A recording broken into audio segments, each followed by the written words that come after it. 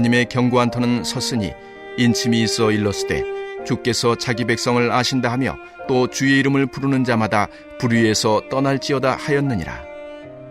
큰 집에는 금그릇과 은그릇뿐 아니라 나무 그릇과 질그릇도 있어 귀하게 쓰는 것도 있고 천하게 쓰는 것도 있나니 그러므로 누구든지 이런 것에서 자기를 깨끗하게 하면 귀히 쓰는 그릇이 되어 거룩하고 주인의 쓰심에 합당하며 모든 선한 일에 준비함이 되리라.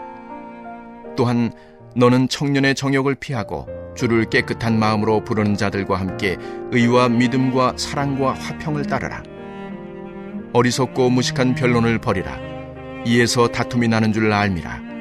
주의 종은 마땅히 다투지 아니하고 모든 사람에 대하여 온유하며 가르치기를 잘하며 참으며 거역하는 자를 온유함으로 훈계할지니 혹 하나님이 그들에게 회개함을 주사 진리를 알게 하실까 하며 그들로 깨어 마귀의 올무에서 벗어나 하나님께 사로잡힌 바 되어 그 뜻을 따르게 하실까 함이라. 아멘.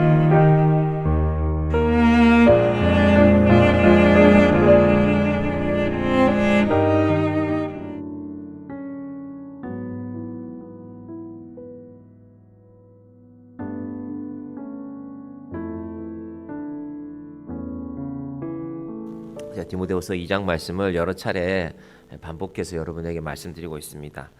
혹시 좀 이상하다고 생각하지 않으셨습니까? 제가 다른 때는 보통 한 장을 2번 이상 잘 다루지 않거든요.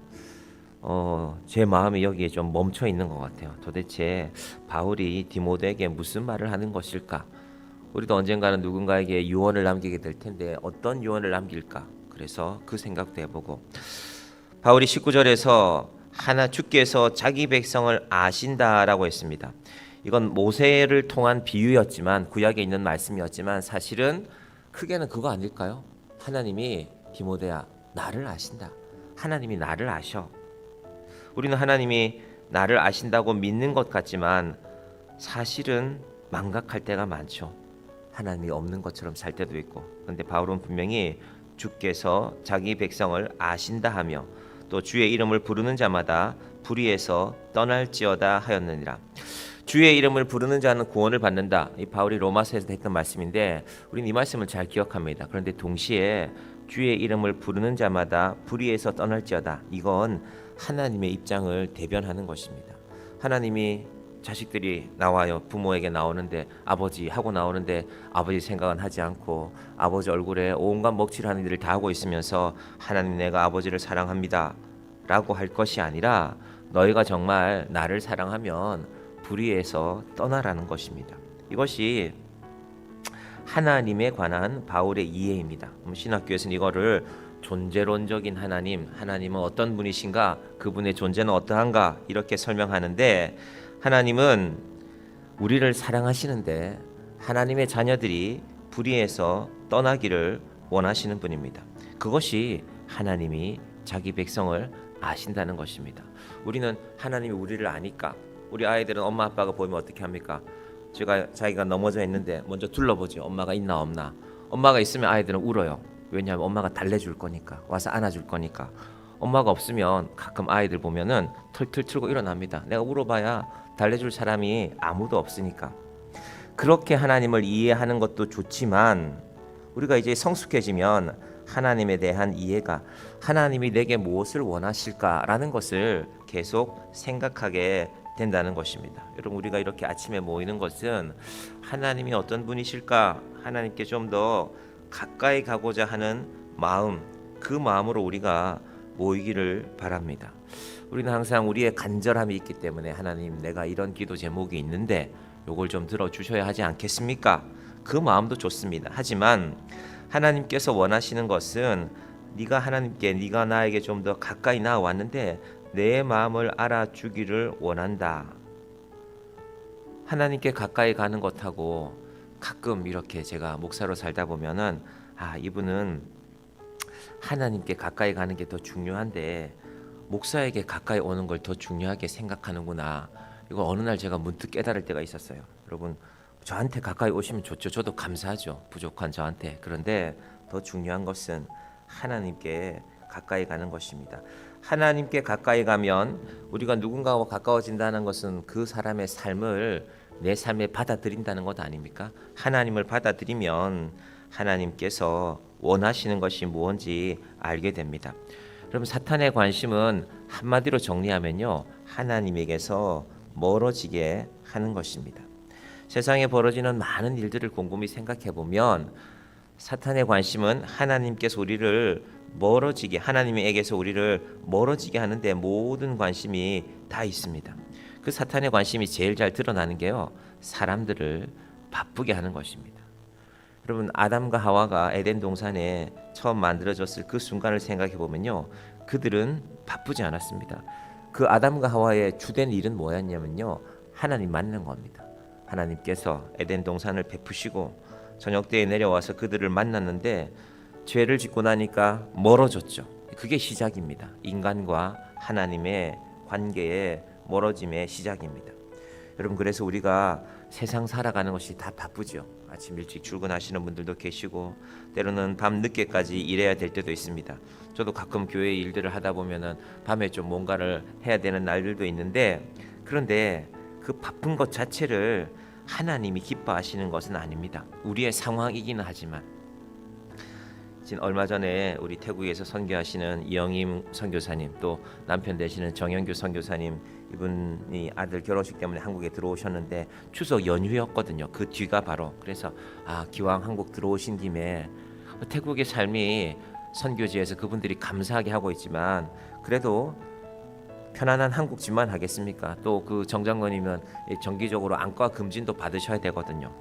그래서 이번에 들어오신 김에 연휴에는 병원이 안 하니까 연휴 지나고 병원도 좀 다녀서 가십니까? 이렇게 여쭤보니까 그렇지 않대요. 한국에 있으면 더 바빠지기 때문에, 자기를 찾는 사람들이 많아지기 때문에, 한국에 있으면 대우도 받고 한국에 있으면 불러주는 사람도 많고 여기 와서 강연도 좀 해주십시오라고 하고, 그리고 정인규 장로님 같으면은 이 강연하면 그냥 부르지 않거든요. 당연히 사례비도 줘야 되죠. 그렇게 좀 대우받고 좀 지내다가 가셔도 되지 않는가 하는데, 그분 말씀이 그렇게 되면 제 마음이 자꾸 바빠지면 하나님하고 멀어지게 되는 것 같습니다.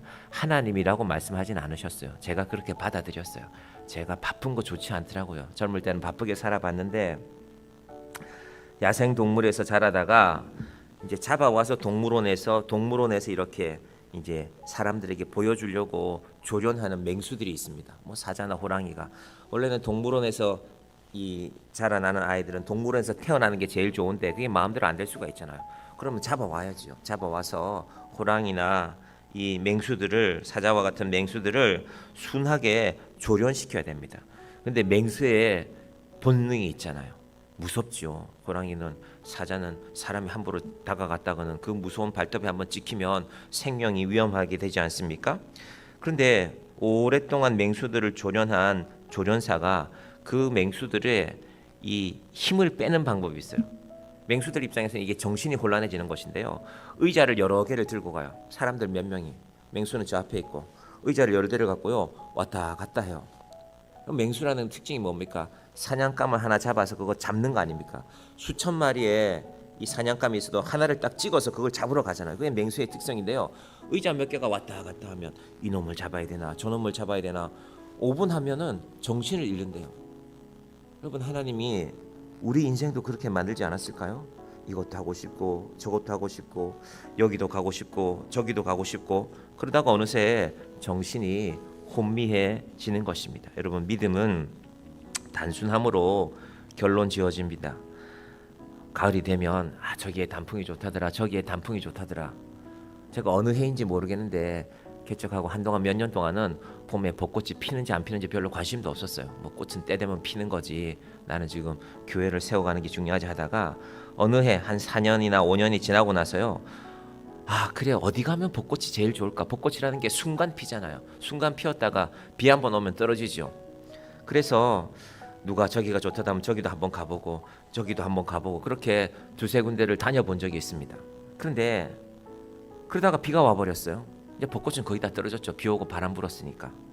근데 제가 벚꽃에 그래도 남아있는 꽃잎들 몇 개를 보면서, 야, 벚꽃은 어디 가도 다 아름다운 것인데 내가 더 좋은데 내 마음에 만족이 되지 않으니까 어디 가면 좀 더 화려하게 피지 않았을까? 어디 가면 좀 더 화사한 벚꽃들이 있지 않을까? 그럼 우리 인생이 그런 모습 아닙니까? 하나님은 일정하신데, 하나님은 온 세상을 아름답게 만드셨는데 우리가 더 좋은 곳 없을까? 더 좋은 곳 갖고 싶은데 하나님 왜 그거 안 주십니까? 올 가을에도 우리는 이제 성도님들과 함께 설악산에 한번 다녀올 기회가 생겼지만 어디에 가야 좋은 것이 아니라 하나님이 주신 것이 좋은 것입니다. 여러분 마음속에 분주함이 있으면 예수님의 이 말씀을 한번 들어보시기를 바랍니다. 누가복음 10장에 마르다와 마리아라는 자매에게 예수님이 찾아갔죠. 그래서 그 오빠가 예수님께 고침을 받고 나음을 입었기 때문에 말하자면 감사하는 잔치가 열리게 되었습니다. 자, 그 말씀 여러분도 아시는 말씀일 것인데 누가복음 10장 38절부터 보시면 그들이 길 갈 때에 예수께서 한 마을에 들어가심에 마르다라 이름하는 한 여자가 자기 집으로 영접하더라. 그에게 마리아라 하는 동생이 있어 주의 발치에 앉아 그의 말씀을 듣더니 마르다는 준비하는 일이 많아 분주한지라. 예수께 나와 이르되 주여 내 동생이 나 혼자 일하게 두는 것을 생각하지 아니하시나이까? 그를 명하사 나를 도와주라 하소서. 자, 이제 예수님의 말씀입니다. 주께서 대답하여 이르시되 마르다야 마르다야 내가 많은 일로 염려하고 근심하나 몇 가지만 하든지 혹은 한 가지만이라도 족하니라. 마리아는 이 좋은 편을 택하였으니 빼앗기지 아니하리라 하시니라. 제가 어렸을 때 교회 주방에서 일하시던 집사님 권사님들이 그날 이 말씀이 아마 설교 말씀이었던 것 같은데 그래서 우리는 반찬을 한 가지만 해야 된다. 뭐 그런 농담 같은 말씀을 하신 적도 있습니다. 내가 하고 싶은 거 다 안 해도요. 하나님 우리를 살게 만들어 놓으셨습니다. 요즘 젊은 사람들 너무 바쁜 것 같아요. 해야 될 일이 너무 많으니까.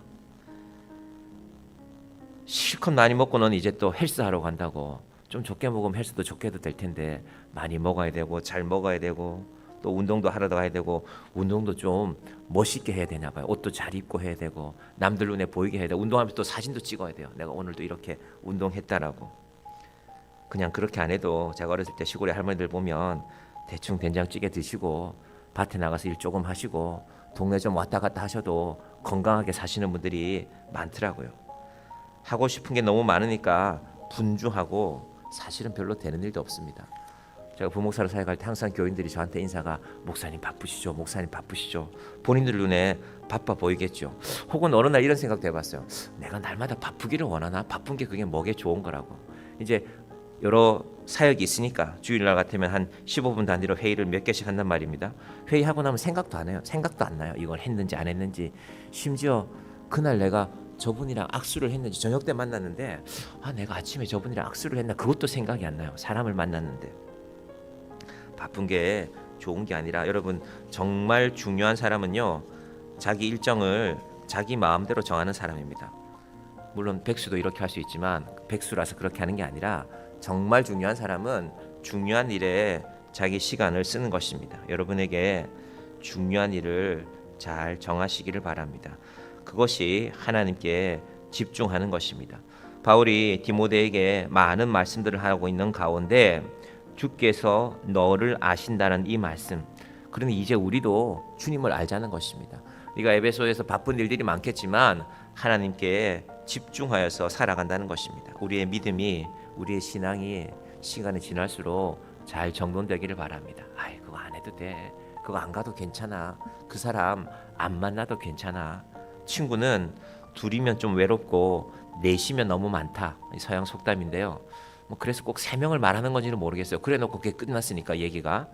여러분 인생에 나와 과연 함께할 사람들은 누구인지, 하나님을 더 깊이 알아가는 나의 인생의 방향은 어떻게 정돈되어져야 하는지, 정향 우리 교회 이름인데요. 제가 내일 아침에 이 오명숙 집사님 신청하셔갖고 CBS 인터넷 라디오지만 잠깐 방송에 출연하게 되었습니다. 뭘 몇 가지를 물어보는데 짧은 시간에 무슨 얘기를 해야 될까? 정향이라는 말을 잘 기억하면서 내일 그 짧은 인터뷰를 하라고 합니다. 하나님께서 우리 인생에도 하나님 내가 가는 길이 어디입니까? 너무 많은 것 없어도, 너무 많은 사람들 내 곁에 없어도 하나님이 계시면 되지 않습니까? 이 믿음으로 우리의 믿음을 정돈하는 저와 여러분이 되시기를 간절히 축원드립니다. 기도하겠습니다. 하나님 감사합니다. 바울이 디모데에게 마지막 편지를 쓰고 있습니다. 이 편지를 쓰고 얼마 후에 바울은 하나님의 부르심을 받게 됩니다. 아버지 하나님, 우리의 인생이, 우리의 믿음이 하나님을 더 가까이 알아가는 믿음이 되게 하여 주시옵소서. 우리가 세상의 많은 것들을 알지만 정작 하나님은 알지 못하고 우리는 하나님께 날마다 나를 좀 알아달라고 부르짖고 외치고 있지만 우리는 하나님을 알고자 하는 마음이 조금도 없는 믿음으로 살아가는 것 아닙니까? 아버지 하나님, 힘써 여호와를 알라.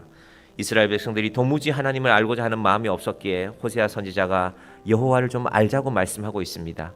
아버지 하나님, 우리의 믿음도 하루가 더 지나면 하나님을 더 알아가고 하나님을 더 깊이 알고 날마다 하나님께 더 가까이 나아가는 주의 자녀들이 되게 하여 주시옵소서. 하나님, 우리의 삶을 하나님이 아시지요. 그래서 또 이 아침에 기도합니다. 하나님, 우리도 하나님을 알아가겠습니다. 하나님이 우리를 아시는 줄 알기에 우리는 믿고 나아갑니다. 주여, 이 아침에도 주의 자녀들의 마음을 위로하여 주시고 주의 은혜가 충만한 이 하루가 되게 하여 주시옵소서. 예수님의 이름으로 기도드립니다. 아멘.